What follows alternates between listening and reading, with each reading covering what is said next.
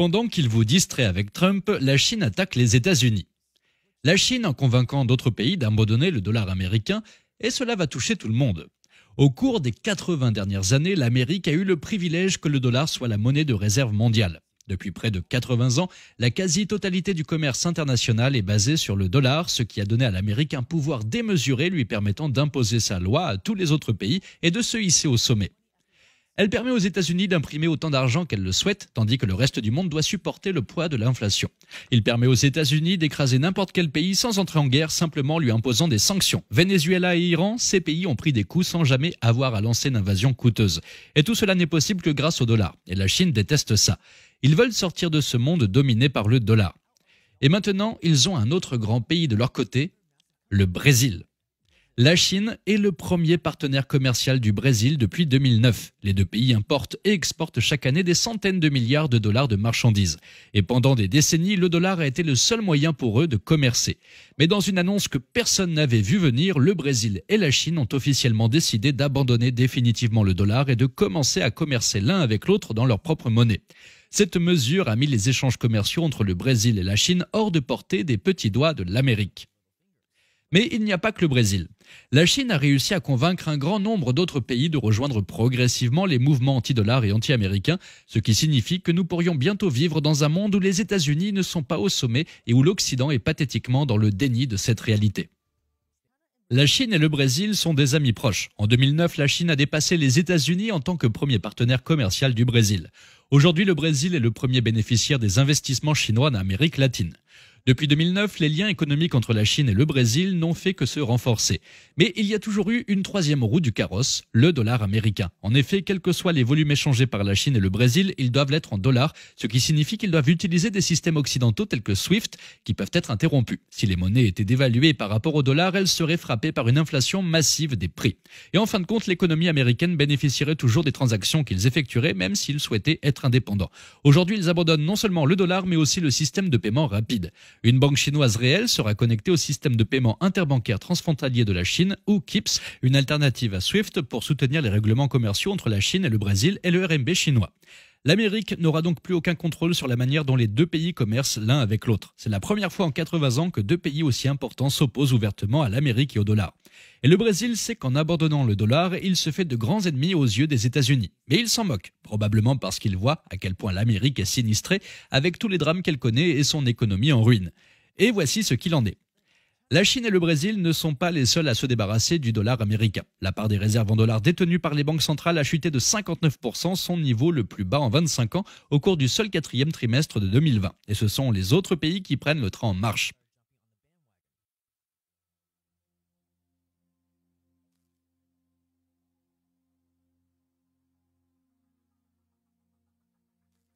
La personne la plus désireuse de s'éloigner du dollar à l'heure actuelle est Poutine. La Russie a été frappée de sanctions successives, ce qui l'a obligé de s'éloigner rapidement du dollar. Poutine a choisi le yuan chinois en 2020 pour que les échanges commerciaux entre la Chine et la Russie atteignent le chiffre record de 190 milliards de dollars. C'est plus que le PIB total du Qatar, ou presque autant que ce que le Qatar a dépensé pour la Coupe du Monde de la FIFA. Et la plupart de ces opérations ont été réalisées dans des monnaies autres que le dollar. La part du dollar dans les exportations de la Russie a diminué, tandis que la part du yuan chinois a explosé. Mais ce n'est pas tout. Le yuan chinois est devenu la nouvelle monnaie de réserve de la Russie. Les experts en énergie sont de plus en plus souvent payés en yuan. Le fonds souverain de la Russie, un trésor de guerre destiné à soutenir les dépenses publiques grevées par les coûts de combat en Ukraine, utilise la monnaie chinoise pour stocker ses richesses pétrolières. Les entreprises russes ont emprunté en yuan et même les ménages y placent leurs économies. Mais la coopération ne s'arrête pas là. La Chine est devenue un acheteur majeur de pétrole russe, tandis que la Russie est devenue plus dépendante de la Chine pour les semi-conducteurs et d'autres technologies. Ces dernières années, le yuan rouble a souvent été la paire de devises la plus échangée sur la bourse de Moscou en termes de volume quotidien. En fait, le yuan est tellement populaire en Russie que les Russes ordinaires ouvrent même des comptes d'épargne en yuan pour mettre leur argent à l'abri de la dévaluation. Et puis, il y a aussi le Moyen-Orient.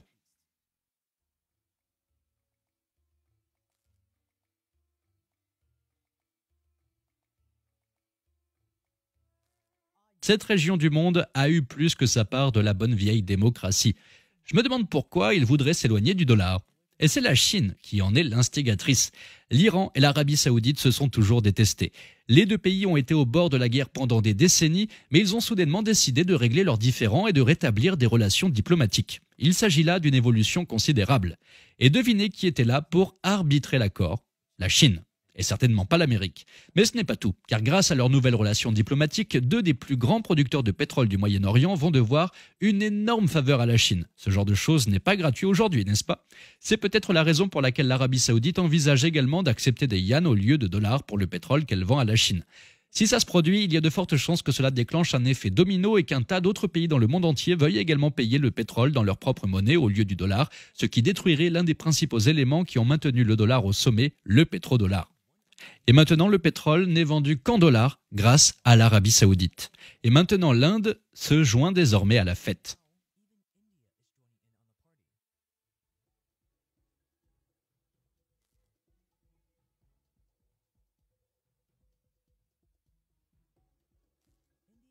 L'Inde a toujours été en rivalité avec la Chine, principalement parce que les deux pays partagent une frontière longue de 2100 km qu'ils ne cessent de se disputer.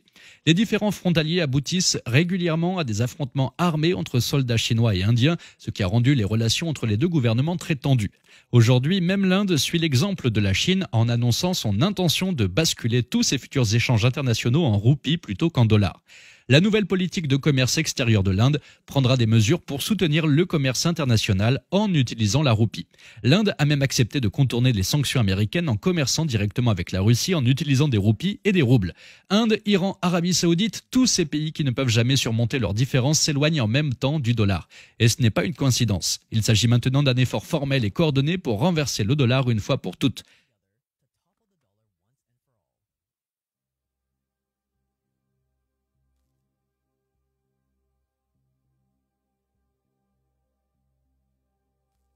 Il s'agit des BRICS, une coalition de pays entre le Brésil, la Russie, l'Inde, la Chine et l'Afrique du Sud. Un haut responsable russe vient de révéler que tout cela se déroulait comme prévu, à savoir que la transition vers des règlements en monnaie nationale constituait la première étape. La prochaine étape est très importante, elle consiste à permettre la circulation de monnaie numérique ou de toute autre forme de monnaie fondamentalement nouvelle dans un avenir proche. Et cette première étape, la transition vers les règlements et les monnaies nationales, est exactement ce que nous observons actuellement en Russie, au Brésil et en Inde. La deuxième étape, la création d'une monnaie fondamentalement nouvelle, est déjà en cours. Le haut fonctionnaire russe a également déclaré que l'Alliance des BRICS travaillait à la création de sa propre monnaie et qu'elle devrait présenter des idées à ce sujet lors du prochain sommet de l'organisation qui se tiendra en Afrique du Sud au mois d'août de cette année. C'est à cette date que le monde ne sera peut-être plus jamais le même. C'est le jour qui pourrait marquer officiellement la fin du dollar. John Quelch, professeur à la Miami Herbert Business School de l'Université de Miami, nous rejoint maintenant. Les pays des BRICS ne constituent pas un bloc commercial officiel. S'ils créent effectivement cette nouvelle monnaie, comment sera-t-elle utilisée? Je pense qu'il sera d'abord utilisé pour de très grosses transactions, de type gouvernemental, entre deux ou plusieurs des pays concernés. Vous savez, pour faire un peu d'histoire, il est vrai que le rôle du dollar américain est vraiment surdimensionné par rapport aux 24% du PIB mondial que représentent les États-Unis. Le dollar américain est donc impliqué dans près de 90% de tous les règlements commerciaux internationaux. Et environ 60% des réserves de devises étrangères détenues par les banques centrales dans le monde le sont en dollars américains. Ainsi, le PIB des pays BRICS réunis, tous ensemble, représente environ 25% du PIB mondial, contre 24% pour les États-Unis. Il n'est donc pas surprenant que ces pays se disent collectivement « Attendez une minute, pourquoi nos politiques macroéconomiques et nos taux de change devraient-ils être à la merci du dollar américain et des décisions de la Réserve fédérale ?» Mais personne en Occident ne veut le croire. Tant de journalistes et d'universitaires affirment que c'est impossible, qu'ils ne parviendront jamais à renverser le dollar. C'est trop difficile. Mais ils pensaient aussi que Rome ne pourrait jamais tomber, même lorsqu'elle était sur le point de s'effondrer. Ils pensaient également que la livre sterling ne chuterait jamais, alors même que la Grande-Bretagne était en train d'être détrônée en tant que superpuissance mondiale. Il en va de même pour les Pays-Bas, qui l'ont précédé. Mais tous les empires sont tombés et personne n'y a cru jusqu'à ce qu'ils tombent. Décrivez donc ce que cela signifierait si cette monnaie venait à se concrétiser. comment cela va-t-il influer sur la force du dollar américain et qu'est-ce que ça signifie pour le citoyen moyen? Une bonne analogie serait l'euro, qui existe depuis plus de 3 décennies. Et lorsque l'euro est arrivé, il n'était pas considéré comme un adversaire aussi puissant que le dollar. Mais le fait est que les nations européennes ont bien sûr utilisé l'euro pour faciliter tous leurs échanges intra-européens et certains échanges au-delà, ainsi que ceux qui sont désormais effectués en euros. Je pense qu'il serait très difficile de créer une association de type BRICS car il n'existe pas de bloc commercial, comme vous l'avez dit, impliquant ces 5 nations. Mais si une telle monnaie existait, comme je l'ai dit, elle serait d'abord utilisée pour les échanges entre les 5 nations, avant d'être éventuellement étendue à d'autres nations. Les Chinois aspirent depuis longtemps à développer un yuan numérique comme monnaie d'échange alternative. Ils n'ont pas fait beaucoup de progrès. Je pense donc que ce partenariat en est le reflet. Les Chinois tentent d'utiliser l'association des BRICS pour faire avancer le yuan, même s'ils affirment qu'il importe peu qu'il s'agisse d'une roupie numérique, d'un yuan numérique ou d'un rouble numérique. Mais en réalité, je pense que nous savons tous qu'il s'agirait probablement d'un yuan numérique, ou du moins qu'il serait fortement basé sur un yuan numérique s'il devait voir le jour. Merci à tous d'avoir regardé cette vidéo. N'oubliez pas de vous abonner pour rester au courant de ce qui se passera lors de la prochaine réunion des BRICS et n'hésitez pas.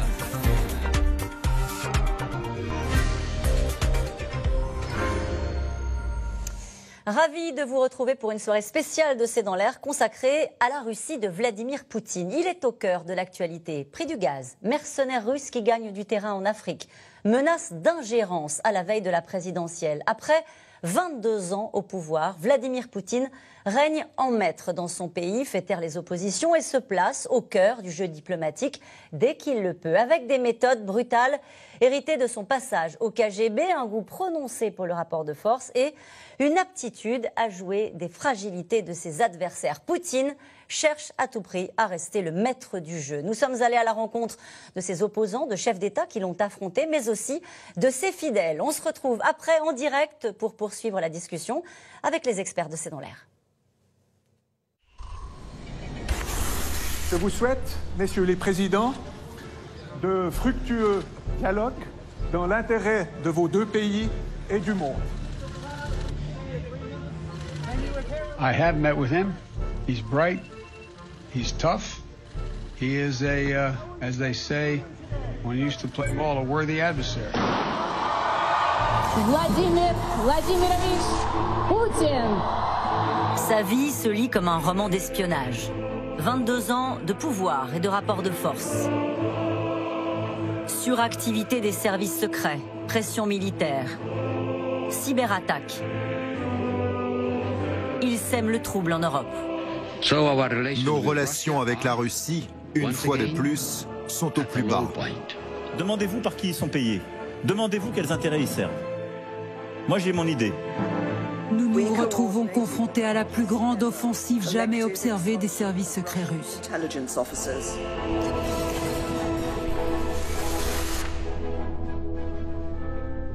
C'est quelqu'un qui a une revanche à prendre sur beaucoup de choses. Il s'estime trahi, il considère que les Occidentaux sont des indécrottables hypocrites. À tous ceux qui cherchent à mordre la Russie, qu'ils sachent que nous leur casserons les dents. Lui fait comme s'il n'était pas pleinement convaincu et d'ailleurs essaye de montrer, dessin à l'appui, que la défense antimissile vise la Russie. Poutine sait que l'Iran n'est qu'un prétexte. Mais il espère se faire entendre du vrai patron de l'OTAN, qu'il rencontre pour la première fois en tête-à-tête. En effet, Barack Obama a toujours affiché une volonté d'apaisement vis-à-vis de la Russie.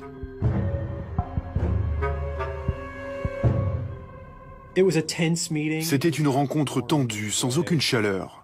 Poutine a longuement sermonné le président Obama sur tous les méfaits des États-Unis au cours des dernières années, à commencer par l'élargissement de l'OTAN sous l'administration Clinton. Le président Obama a essayé de s'adresser à M. Poutine dans un esprit de logique. Mais cette logique n'était pas nécessairement partagée par M. Poutine. Quand quelqu'un vous dit « Bon, écoutez, je fais venir mes tanks, mon matériel militaire dans votre arrière-cour. Mais restez calme, ce n'est pas dirigé contre vous. » Vous le croiriez? Nous avions aussi un argument géopolitique. L'Occident devait pousser son avantage pour avancer vers l'Est, afin que la Pologne, la Hongrie ou l'Estonie restent hors de l'influence russe. Les États souverains devraient pouvoir choisir s'ils veulent ou pas faire partie de l'OTAN, s'ils veulent ou pas appartenir à l'Union européenne. Qui est la Russie pour leur dicter leur choix? Dès lors, le bouclier antimissile en Europe de l'Est est non négociable, lui dit Obama. La conférence de presse est glaciale. We have also discussed international affairs. All interested parties in trying to find. Au fond, aux yeux d'Obama, que pèse Poutine? À la tête d'une nation au PIB égal à celui de l'Espagne. La rencontre s'achève sur une mésentente entre les deux hommes.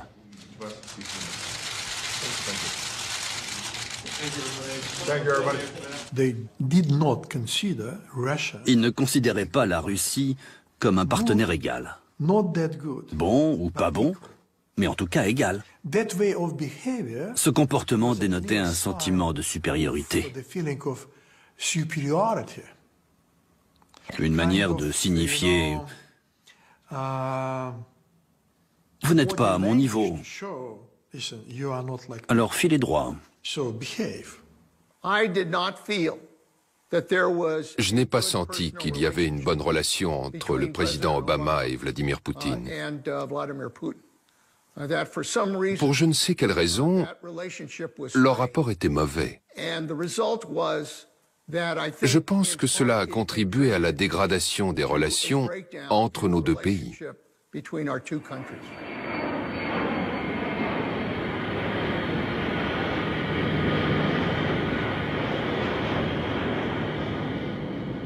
Poutine se sent méprisé par Obama.